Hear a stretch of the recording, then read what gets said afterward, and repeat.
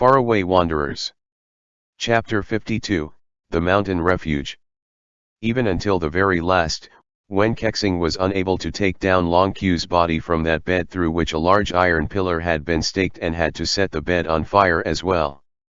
He had just murdered someone and he was now committing arson as well, no doubt a fittingly fiendish way for him to accomplish a charitable act.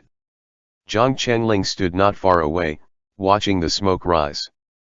Abruptly, his eyes watered and a deep sense of inexplicable sadness overwhelmed him. Just then, a hand grasped his shoulder. His vision hazy, Zhang Chenling looked up to his Shifu's face. The man's eyes glinted as he stared at the blaze, reflecting its dancing light. "Why cry?" Zhou Zishu said, his face impassive and his voice low, making it unclear whether he was talking to himself. "Everyone dies in the end." And that was Jianghu, all right. Some drank and laughed as they roamed through rivers and mountains, they came and went without leaving a trace. While others quietly reached the end of their journey in remote places such as this one, where only a handful of strangers, each harboring their own secrets, saw him off on his cold and bleak journey to the netherworld with nothing to say.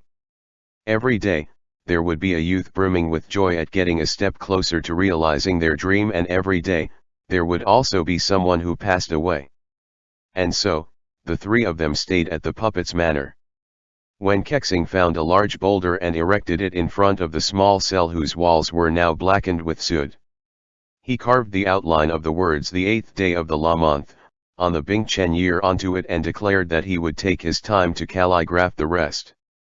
In fact, he planned to work on it until the coming of spring. Zhou Zishu scoffed but didn't otherwise comment. Zhang Chenling, however, rejoiced in secret. Only a day ago, the boy thought the place with its countless traps was a downright menace, but now he reflected that it may just be paradise. Isolated from the outside world, there were neither people he had to fight for survival here, nor people he had to flee from to save his neck. Every day, all he had to do was to practice kung fu, daydream, and get scolded. And frankly, the scolding wasn't even that big of a deal. It wasn't as if his Shifu could chop his head off to use it as a chamber pot for real, anyway. Just like how a debtor would stop worrying once the bills had piled up high enough, the skin grew thicker the more he was reprimanded. This has always been the one true axiom since ancient times. There were a few buildings beside the cell. A couple of guest rooms, and several sheds that looked like servant quarters. Though, all of them had fallen into disuse a long time ago and were in a state of ruin. To demonstrate his filial piety, Zhang Chenling busied himself with tidying the place up. The result wasn't much of an improvement, but since the three of them had grown used to sleeping under a starry ceiling with Mother Earth as their mattress, they made do. On that very night, Zhou Zishu had just gotten into bed and was drifting off to sleep. He heard the bedroom door creak open. A gust of icy breeze rushed in before whoever had opened the door hurried to shut it again. Zhou Zishu went from asleep to wide awake instantly. But although not a trace of drowsiness was left in him, he didn't open his eyes for some undefinable reason. Instead, he acted as if he was indifferent about the intrusion. When Kexing was hugging his blankets to himself, his smile scummy and lecherous as he stood by his bed and said, "My room is impossible to stay in. There's a puppet in the wall corner with its head covered in cobwebs. It looked like a demon, and any time I open my eyes from the bed, it stares at me as if. You can turn it around so it faces the other way." Zhou Zishu cut him off with his eyes resolutely shut. When Kexing set his blanket down, "I have no interest in puppet butts. Move in a little and make some space for me, would you?" Zhou Zishu remained silent, playing dead. When Kexing worked up a sermon. "Asu, as humans, we must feel compassion for others. You keep saying that you want to do good deeds to accumulate merits, but here you are, unwilling to even share half of your bed with me after everything we've gone through together. We've faced death side by side so many times, and have been dancing around each other for so long now. Do you think your behavior is appropriate?" Zhou Zishu cracked an eye open and threw him a sidelong glance. I was on the fence a moment ago, he said. But now I'm quite sure it's totally appropriate. He was stopped mid-sentence, however, as Wen Kexing decided that action was mightier than persuasion. He stuffed his hands under Zhou Zishu's knees, another under his shoulders, and hauled his whole body up. Zhou Zishu was thus shifted several inches towards the wall, before Wen Kexing happily planted his own ass onto the mattress, lying down and sprawling himself out like a cuckoo taking over a magpie's nest. Once down, he even let out a sigh of deep satisfaction. The bed wasn't small, but once Wen Kexing had squeezed himself onto it, Zhou Zishu felt that even turning over was difficult. Imperceptibly, his whole body went rigid. Trying hard to pretend as if it was nothing, he turned over and presented Wen Kexing with his back. He ensconced himself deeper into his blanket, as if he couldn't wait to get to sleep. Whereas, in fact, he had opened his eyes as he spun around, and found that he couldn't close them again no matter what. For his part, Wen Kexing seemed to find Zhou Zishu's bed extra comfortable as he wiggled about without cease. He would roll over one moment, before squirming about the next, moving around like an overgrown monkey stretching himself. With their shared space limited enough that even a fart from the other could shake the bed frame like a small-scale earthquake, Zhou Zishu could felt his every movement. Zhou Zishu suddenly felt a sense of irritation rise within him and wished that he could kick him off the bed. After some time, Wen Kexing finally settled down and Zhou Zishu forced himself to close his eyes in an attempt to ignore the person behind him entirely. Then he heard Wen Kexing called out "Hey Su." Zhou Zishu refused to acknowledge it, only to hear the noise of hair rubbing against the pillowcase. The man had probably turned over to stare at his back. The mere thought made Zhou Zishu uncomfortable and he felt as if tiny insects were crawling up and down his spine. Wen Kexing paused. Since Zhou Zishu gave no indication of reacting in any way, he next extended a fiendish claw to rest it lightly on Zhou Zishu's waist. "Asuyu." He tried again in a murmur. Every hair on Zhou Zishu's body stood on end. Furious, he spun around and lashed out. "Are you sleeping or not? If not, scram off to your own room to chatter with that puppet of yours." Wen Kexing was nonplussed. His head pillowed on his bent arm, he peered at Zhou Zishu with his face turned sideways. When he replied, it was in a tone full of self-righteousness, "Come on. I'm right here in your bed but you're going to sleep without a word. Aren't you aware that I have indecent designs on you?"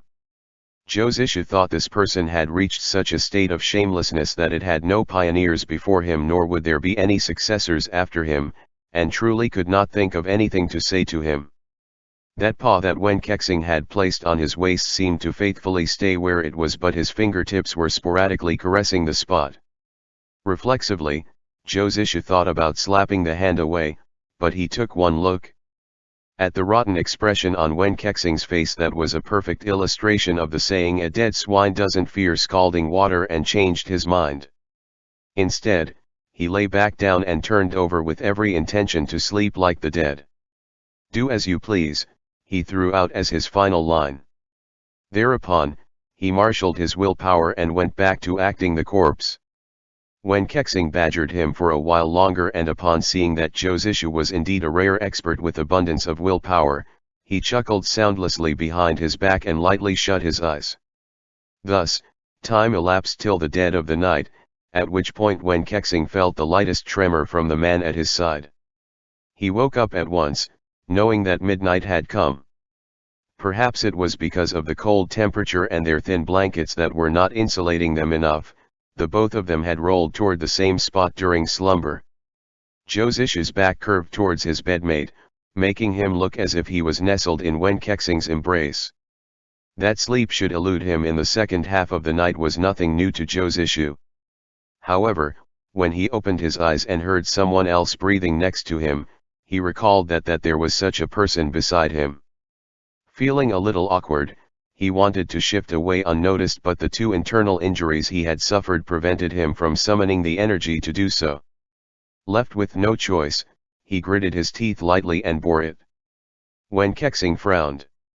Tightening his arms, he lifted his upper body to free his other hand so that he could rest it against the middle of Josishu's back. He didn't dare act rashly and merely asked in a whisper, "What is it? Does it hurt?" Josishu did not say anything but unconsciously hunched his back even further, his fingers gripping the beddings. Every night the agony would always peak right when midnight struck. Once he pulled through it, he could meditate on his own and tolerate it better.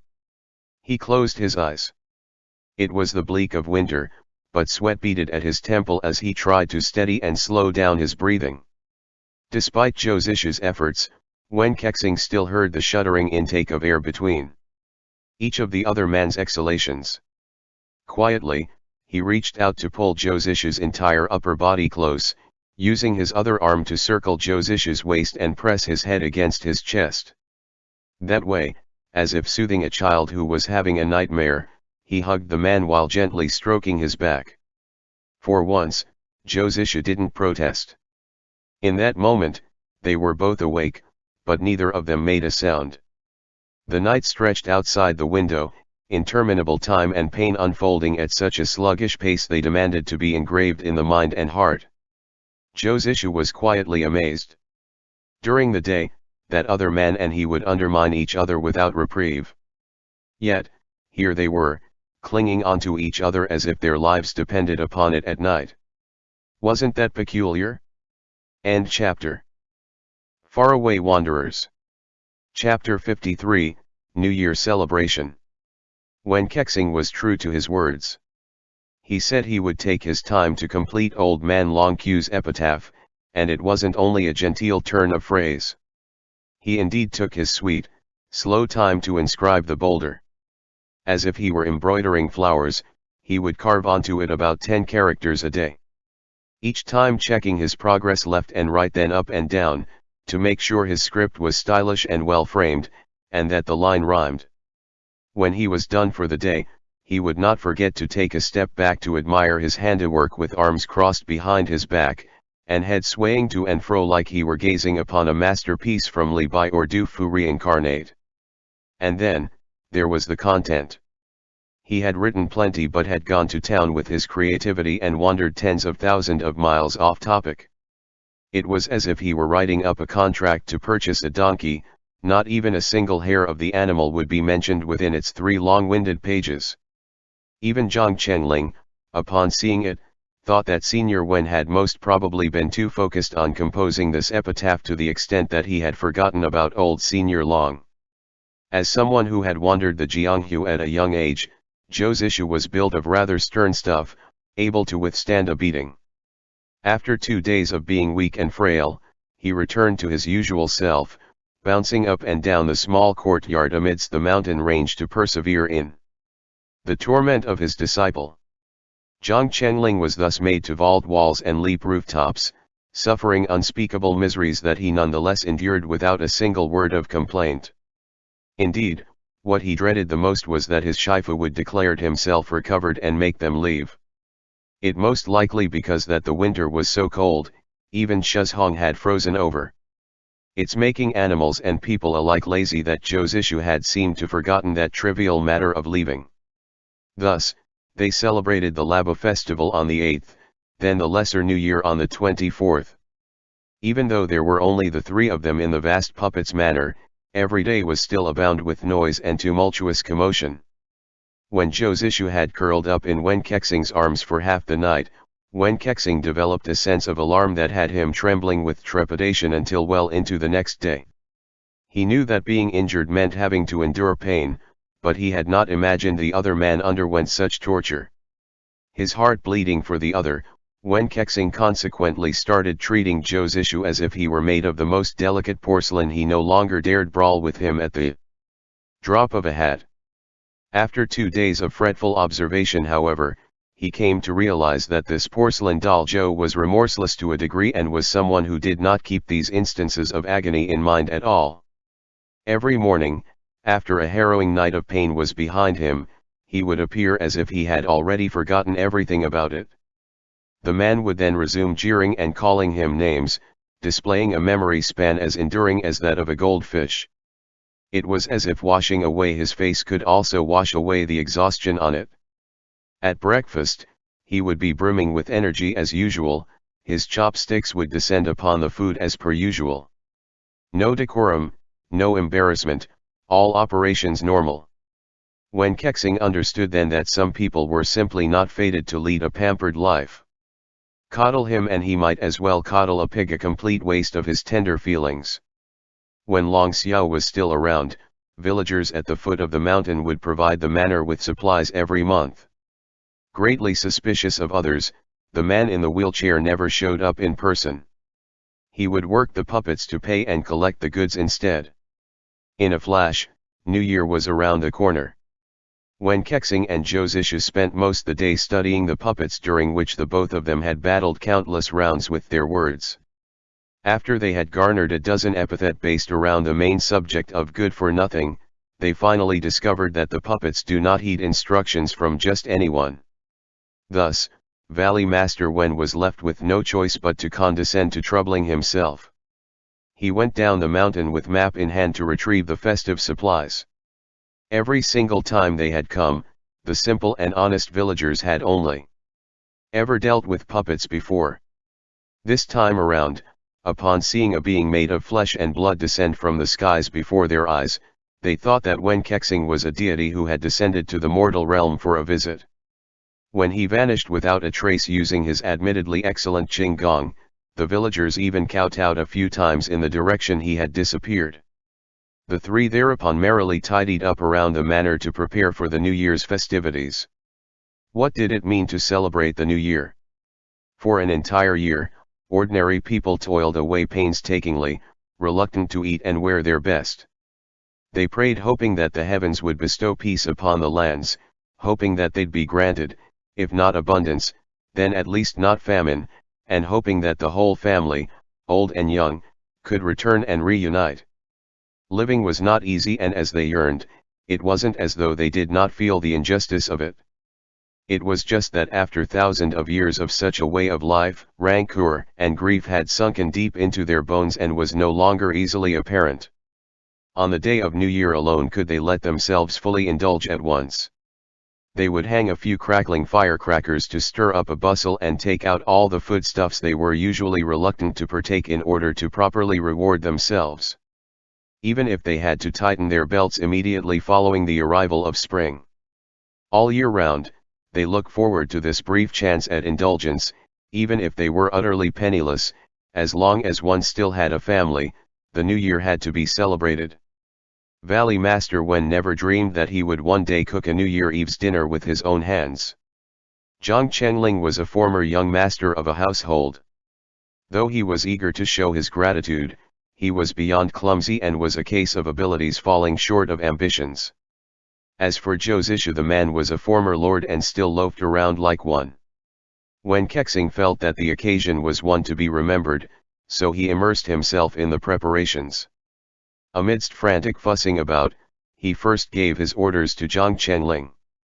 "Boy, go slaughter the chicken." Zhang Chenling gave a start.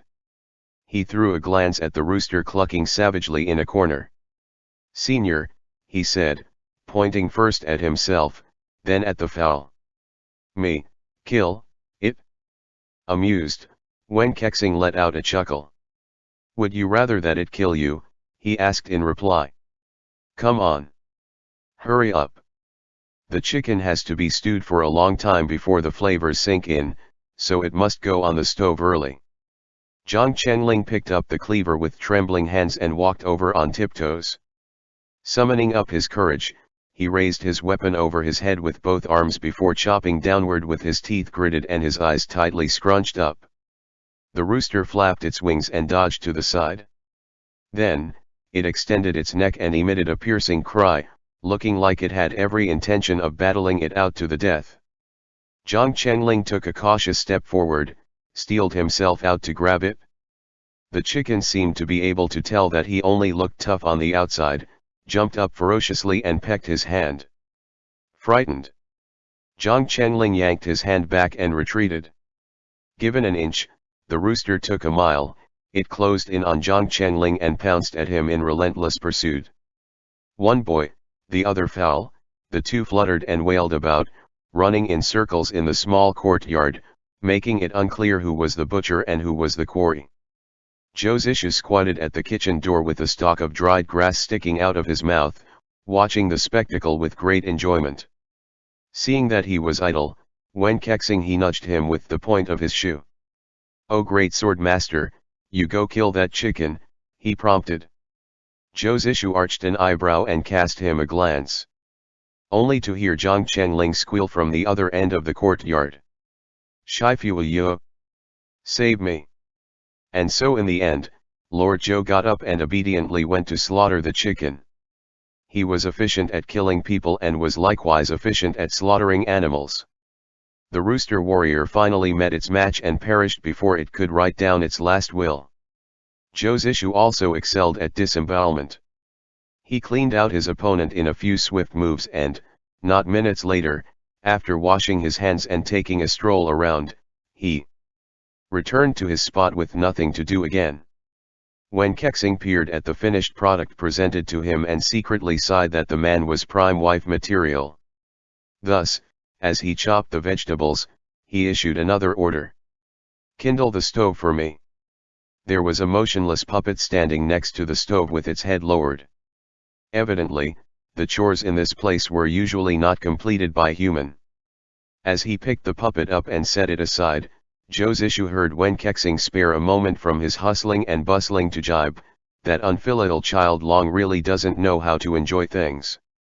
Food absolutely has to be prepared by another human being. A dish is savory only when it's made with soul. And it's even more flavorsome when it's made with sentiments." He threw a flirty glance at Josishu before adding, "Wait till you taste tonight's meal and you'll know what I'm talking about." Josishu ignored him. He squatted on the ground to examine the stove as though he was facing a great enemy. He picked up the fire tongs.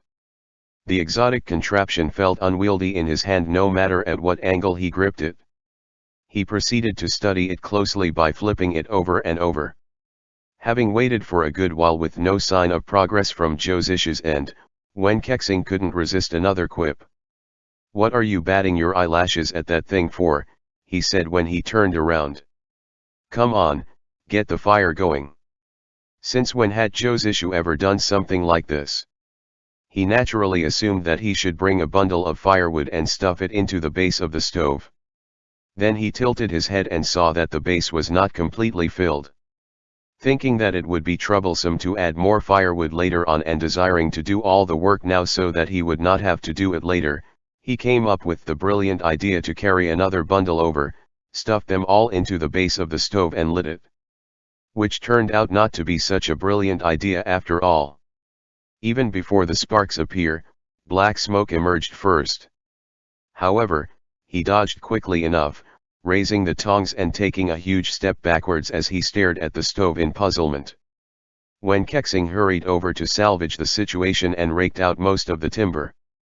"Good gracious," he said after letting out a fit of coughs. "Are you trying to burn the kitchen down?" Josishu was mute for a second. Then, feigning an expertise he didn't possess, he proclaimed with ample conviction, "The firewood has gone bad. The smoke is so heavy, the wood's probably too wet." And so, Josishu too was invited out of the kitchen. While Wen Kexing slaved away with tears streaming down his face, whether because of the smoke or because of his choice in companions, he and Zhang Chenling stared at each other in the courtyard, sitting on their rears as they waited for the food to be ready. The sky had darkened completely by the time Wen Kexing finished preparing a whole table's worth of a New Year's Eve fest. It was growing colder outside as the bleak northwest gale blew, rattling the latticed windows in a constant clatter. But inside, it was toasty. The room was heated by a couple of small burners, spreading heat through the air, the delicate fragrance of wine set to warm. Delighted, Zhang Chenling helped with setting the many dishes of the feast onto the table. By the time he sat down, he felt as if the steamy fumes were blurring his vision. The boy had thought that, with neither home nor family, he was fated to be a miserable vagrant his whole life. He never imagined he would get to have such a decent New Year ever again. It dissolved a good half of the grief in his heart. He glanced at Josishu, then at Wen Kexing, and reflected that the heavens had probably smiled down on him. Josishu had always been a wine lover and was tempted by the smell of the wine at this moment. He poured himself a cupful, first things first. His eyes half closed, he raised the cup to his nose and stayed like that, breathing in the bouquet for a good while, before he took a sip. Although it was by no means label liquor from a famous brand, the farmer's home brew had a crispness to it that seemed to warm and wake his whole body as he swirled it at the tip of his tongue. He recalled how the capital was always the liveliest at this time of the year. There was the night market, the lunar maiden performing her song on the moon-gazing river while no evening curfew interfered with the lavish celebrations. The alcohol in his cup then had been decades aged, premium vintage. But its aroma had seemed contaminated by the perfume of rouge. Moreover, he was always preoccupied in those days, and the wine would lose its taste. That wine had never been as fragrant as this. Suddenly, a pair of chopsticks reached into his bowl and dropped some food into it. Josishu looked up in amazement as he saw Wen Kexing, the one who usually took pleasure in snatching things from other people, looked at him with a gentle and warm smile on his face, saying, "Eat something, drunkard." At that, Josishu felt as if a string within his heart had just been lightly plucked. Wen Kexing then heaved a long, heartfelt sigh. "This has to be the most decent New Year's Eve I've celebrated in my whole life," he mused. Zhang Chenling still didn't know about the origins of this mysterious man and listened on in confusion. Wen Kexing continued, "In previous years on this day I did no more than deal with a bunch of people who either wanted to get on my good side or who had nefarious intentions. Then, I would have a few cups with Goose Yang to mark the date. We don't have anything to talk about either and we muddle through another New Year's just like that." He shook his head. "When you don't have a family, celebrating New Year is quite pointless. You're only looking to upset yourself." In Zhang Qingling's eyes, this senior Wen instantly turned into a pitiful person with a tragic background and started to sympathize with him. Josishu, however, threw him a pointed glance. "What about all your flowery, sorry, verdant, male confidants?" he asked in a tone that was jesting. "Or not?" One demanded money to get drunk, the other gave his smiles for free but sold his body. "What kind of family celebration would that be?" Wen Kexing replied. "Asu, we're having a nice New Year's dinner here. Don't get jealous for no reason." Josishu very much wanted to splash him with wine but ultimately could not bear to waste the wonderful wine.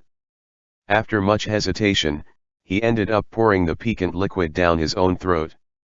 The steaming New Year feast was devoured, and Zhang Chenling produced a string of firecrackers from who knew where. He set them off in the courtyard. Red and blazing, the firecrackers marked the passing of a year. He started to laugh aloud like an untroubled youth. Josishu sat on the flight of stairs. He downed one cup after another. Wen Kexing seated himself too. He reached out to snatch the cup from the other man. With a sidelong glance, he smiled at Josishu and, on purpose, placed his mouth where Josishu's lips had been before downing the rest of the wine. When he was done, he licked the rim of the cup as though it had not been enough to sate him. Josishu averted his gaze, feeling his ears heat up. Wen Kexing grinned and grabbed the other man's hands, pulling them over and sticking them into his own breast to warm them. This New Year, he thought, was truly the happiest one he ever had in his life. End chapter. Faraway Wanderers. Chapter 54, A Rude Awakening. Night had fallen. Winter had just passed. It was the period where the temperature was at the tipping point between frosty and warming up. A chilliness still hung around amidst the vegetation, its bite seemed to be particularly obvious near the water. The river, which had just thawed, flowed by silently. By it stood a man in crimson with a blood-red birthmark the size of a palm over his cheek. It was Sun Ding, the delighted morning ghost. Sun Ding surveyed his surroundings with his head tilted to the side, one of his hands splayed out, fingers slightly curled as it hung by his side. Under the moonlight, a luster that did not resemble that of ordinary skin reflected clearly off it. Suddenly, shadows emerged from the darkness and rushed at him. Sun Ding leapt into the air and clashed with the black-clad men. Among the 10 most vicious characters of the Ghost Valley, Delighted Morning Ghost, Hanged Ghost and the Ghost of Impermanence were at the top. This didn't mean that the other villainous characters were not skilled. Those 3 simply had been around the longest and had put down roots in the Ghost Valley. They knew how to rope in or oppress others. That way, they had established influences of their own. While Delighted Morning Ghost Sun Ding's Ruksha palms were at a level of skill that would have gone unmatched by any who came before or after him, it was at least a unique skill in the pugilist world of the Central Plains at present. Those who were struck would die instantly within 3 steps, a blood-red mark in the shape of a hand that went through from the chest to the back marking their corpses. It was a fearsome technique indeed. Though he was suddenly besieged in the middle of the night, Sun Ding didn't show the faintest sign of panic. He boldly wielded his vicious palms in all directions while gliding through the air, hitting a person in the middle of the group. To him, these group were mere bugs that had overestimated their abilities. Before long, they fled for their lives in disarray. Sun Ding didn't bother giving chase, though. He merely bent down to a corpse and yanked open its clothes. When he saw the ghost mask tattoo on the waist of the deceased, he gave an icy sneer. About an hour afterwards, another person appeared behind him. They came forward before leaning over to examine that same tattoo. "What happened?" the man asked, frowning. Delighted Morning Ghost retracted his hands into his sleeve. He swept an indifferent glance over the newcomer and said, "Lao Meng, you're late." This Lao Meng fellow was none other than the assistant Goose Yang had called in to dig the ground on the day Zhou's issue and when Kexing got trapped in the cavern. As before, he wore a simple ensemble made of coarse fabric. If he were to walk fast, he would show a limp in his left leg which was very slight enough that it could only be identified upon very close observation. The features of his face were plain, he could even look a little kind if he were not scowling. A long apron usually seen on people who worked in slaughterhouses covered the front of his body. He had changed into the attire of a butcher, as per Wen Kexing's instructions. Lao Meng crouched down to pull off the mask covering the corpse's face. He emitted a sigh before getting back to his feet. "One of Xuefang's underlings," he said, shaking his head. When Lao Meng looked up, Sun Ding was eyeing the apron he wore with amusement. He went ahead and explained, "I changed into this ensemble on the Valley Master's order. Does Brother Sun have any opinion about this?" "Valley Master?" Sun Ding sneered. "A wet behind the ears brat who won't be siring any descendants worth your scurrying back and forth to ingratiate yourself with him like a lapdog." Lao Meng's expression remained impassive. "Would you dare say that in front of him?" he replied in a calm voice. Sun Ding's eyelid twitched as if he had remembered something. Thinking better of it, he gave another snort before dropping the subject. "Well," he said, pointing at the corpse on the ground. "Why don't you go report this to the Valley Master? Have him know exactly how brazen Xuefang has become. He not only broke the Valley's rule by leaving without permission, now he is even trying to kill me out of humiliated anger." Lao Meng frowned and said, "I have not been able to contact the Valley Master lately." "What about that little wench, Purple Fury, then?" Sun Ding cut him off impatiently. Lao Meng gave a shake of his head before asking, "What's your view on the matter?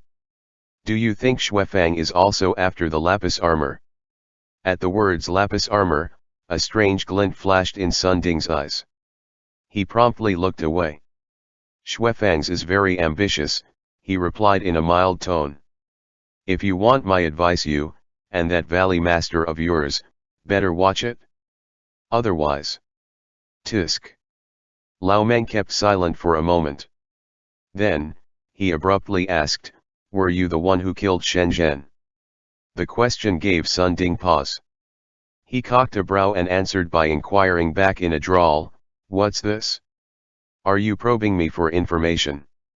Lao Meng gave an enigmatic smile and reached out a finger to poke the other man in the chest. When he spoke again, it was in a lowered voice. Brother Sun, between discerning men, let's not veil our words. Who wouldn't want the lapis armor? To say nothing of the hanged ghost, even the minor ghosts at the bottom are scheming to get in on the action as well. Even long-tongued ghost, that little creep, went so far as to arrange a trap in the caves, putting his life on the line to do the valley master in.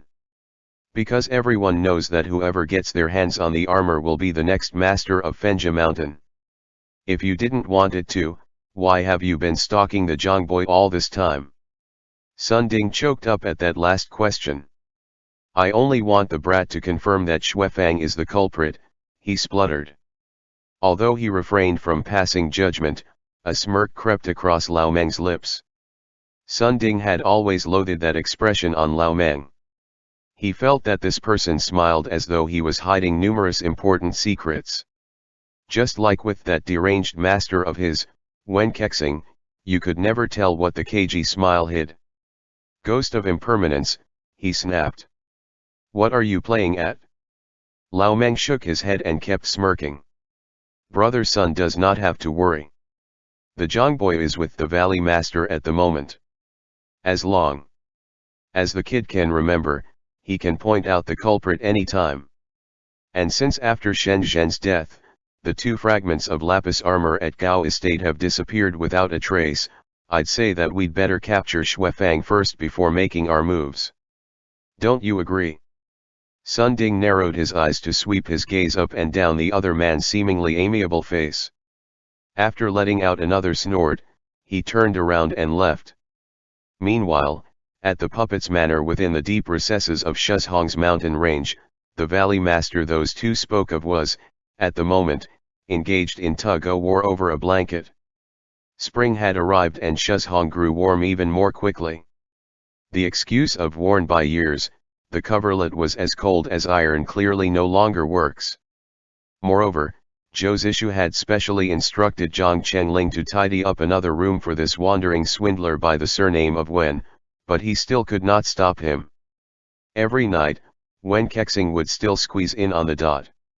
Moreover, this person took advantage of his courtesy to be even more brazen. In the beginning, Wen Kexing would at least bring his own amenities. But now his shamelessness had grown to the point he showed up empty-handed, leeching off another's bed and blanket as a matter of course. Zhou Zishu's threadbare cotton quilt was thus yanked back and forth while wrestling techniques from Shaolin's kina locks to Taiki's 18 throws were all showcased. As long as a style was suited to close-quarters combat, it was put to good use. The wrangling lasted long enough that the both of them were close to sweating all over and were warm enough to do without the blanket. Zhou Zishu was no longer at the peak of his form, after all. In the end, he lost to his opponent by 1 move after 100 or so rounds. Proud as punch, Wen Kexing grinned with a mouthful of white teeth while he held the larger half of the blanket in one hand and pinned Zhou Zishu's wrist to the pillow with the other. His shoulders hunched in sniggers as he beckoned leeringly, "Asu, why don't you come closer? I'll cuddle you to sleep, you won't be cold at all, I assure you." Zhou Zishu very much wanted to kick the guy off the bed. He threw him a disdainful once-over and scoffed coldly. "You're neither perfumed nor soft and your chest is a whole fucking row of ribs. Cuddle you, and I might as well cuddle the bedpost, so no, thank you very much." Wen Kexing's reaction was immediate. He glowered indignantly while he pulled Zhou Zishu's hand to his chest. "Nonsense. My bosom isn't a row of ribs at all. Feel it for yourself if you don't believe me." Zhou Zishu kicked Wen Kexing in the ankle and wrenched his arm back. He shook his palm in the air a few times, as if he just touched something dirty. Grasping the blanket, Wen Kexing clicked his tongue. "Strange things do happen every year. I don't mind getting groped, yet you, the one taking advantage, insist on acting the prude. Tell you what, that kind of situation generally only arises when..." Zhou Zishu was done listening to his continued nonsense. He threw his robes over his shoulders. He decided that if he couldn't afford to cross him, he could afford to hid and change rooms to sleep in. Worst comes to worst, he could always go to Jiang Qingling's room, and make the brat sleep on the floor. He had yet to make it off the bed, however, when Wen Kexing's hand that had been holding onto the blanket shot out at a weird angle. Zhou Zishu dropped his shoulder and bent his elbow intending to knock his hands off.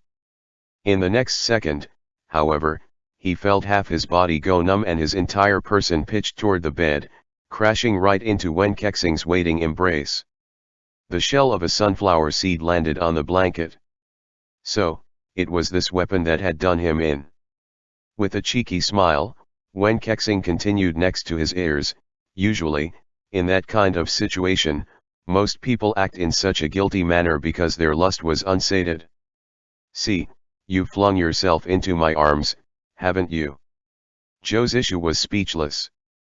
He couldn't for the life of him reckon why somebody would go to bed carrying sunflower seeds to use as throwing weapons. Wen Kexing kept grinning like a crook.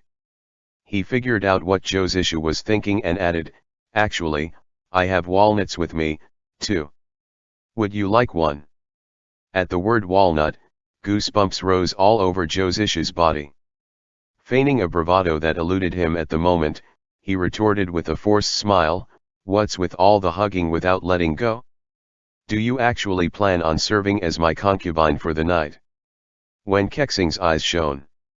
He swiftly pulled Zhou Zishu under the blanket and trailed his hands down Zhou Zishu's body by following the outlines of Zhou Zishu's inner garments, all the while exclaiming, "It'd be only my privilege. My absolute privilege." Wen Kexing had been light-handed in sealing his acupoints. So, Zhou Zishu was able to unblock his acupoints right at the moment when Wen Kexing's hand happened to be moving increasing inappropriately. Ever since he had left the capital and entered the Jianghu, Zhou Zishu had indeed not been intimate with anyone. For one, he was injured. For another, he got embroiled in an unending series of predicaments he hadn't been in the mood. Wen Kexing's light teasing was consequently like a spark that set his whole body afire. Right when things seemed to be almost veering out of control, Zhou Zishu caught the other man's wrists. "The Valley Master is too kind," he said through gritted teeth. "But I'll have to. Apologize for declining." "No need to be so polite," Wen Kexing replied, still grinning. "In fact, it puts you in the wrong as refusing a gift is discourteous." Zhou Zishu squeezed out a stiff smile. "Please, I am not worthy of this gift." The two of them were thus amidst a deadlock when, suddenly, a sharp cry echoed from Jiang Qingling's room next door. Zhou Zishu scowled. He shoved Wen Kexing away and got up, throwing on his robes before taking off at speed. Wen Kexing sighed and shook his head. He first brought his fingers to his nose and inhaled deeply as if he could get drunk on that smell before he too stood up and unhurriedly followed the other man out of the room. Jiang Qinling was only having a nightmare. With his eyes scrunched up and sweat covering his forehead, he punched and kicked the air while muttering who knew what. Zhou Zishu prodded him with a jab, but the boy failed to wake up. He grabbed the boy's arm and channeled a thin stream of qi into him. Jiang Qingling's body jostled. "Don't kill her," he cried out as he brusquely sat up. With his face haggard, the boy glanced around with terrified eyes until his gaze stopped on Zhou Zishu. "Shifu," he mumbled, his face full of confusion. Zhou Zishu patted him on the head and wordlessly nudged him to lie back down. "Get back to sleep," he said as he tucked him in. Then, he sat on the bed by the boy's side and leaned himself against the bedpost. Crossing both arms over his chest, he closed his eyes, looking like he intended to stay and watch over the boy's sleep. Silence stretched before Jiang Qinling reached out to tug at the corner of Zhou Zishu's clothes. "Shifu," he said in a small voice. "I dreamed of someone who was veiled from head to toe. They held a knife to the throat of my father's second wife while questioning him, asking him where is it. Do you think that it was?" Zhou Zishu opened his eyes. At the same moment, the door was pushed ajar from outside and Wen Kexing walked in. When he had heard what the boy said and his face grew solemn. What did that person look like? Did you notice anything peculiar? He asked Zhang Chenling. Zhang Chenling mulled it over for some time before shaking his head guiltily. I couldn't see it clearly in my dream. Zhou Zisha recalled what the delighted morning ghost had forcefully questioned the day he had lured the boy out. An idea struck him. Did you happen to see whether the person had 5 or 4 fingers? He asked in turn. Zhang Chenling shook his head again and stared at him wide-eyed. Zhou Zisha sighed. No matter. Sleep, he said, patting the boy on the head again. The both of them, one sitting on the bed and the other lying in it, thus fell into a hush. They remained like that until the boy's breathing evened out. Zhou Zisha got back up then and, after making sure the boy was well covered, exited the room with Wen Kexing. Once outside, Wen Kexing abruptly heaved a deep sigh. He reached out his arm to circle Zhou Zisha's waist from behind before burying his face into the other man's shoulder. After a long moment, he said, these past few days have been like a wonderful dream, why do we have to wake up soon? End chapter.